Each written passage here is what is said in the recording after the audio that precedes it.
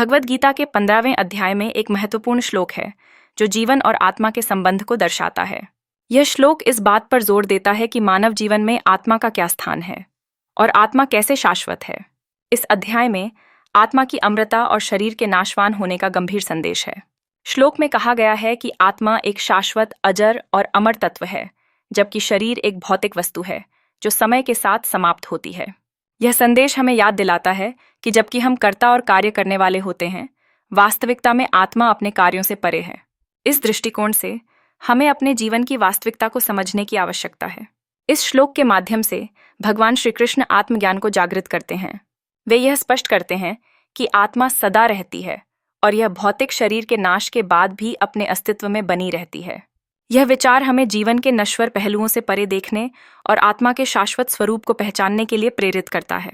भगवद गीता हमें यह भी सिखाती है कि हमें अपने कर्मों के प्रति सजग रहना चाहिए, क्योंकि ये कर्म हमारे आत्मा के विकास में महत्वपूर्ण भूमिका निभाते हैं। जब हम अपने कर्मों को सही धुन में और निस्वार्थ भाव से करते हैं, तो यह आत्मा के लिए एक अद्वितीय अनुभव बनता है। यह समझने से आप अपने जीवन में संतुलन और शांति को पा सकते हैं। सारांश में, इस अध्याय का यह महत्वपूर्ण श्लोक हमारे लिए जीवन की गहरी सत्यता को उजागर करता है।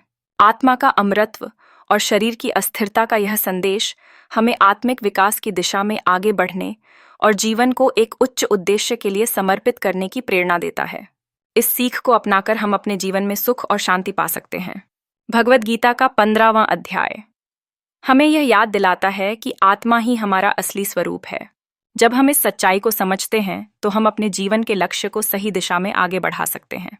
ऐसा करने से हम केवल अपने लिए ही नहीं, बल्कि दूसरों के लिए भी सकारात्मक परिवर्तन ला सकते हैं।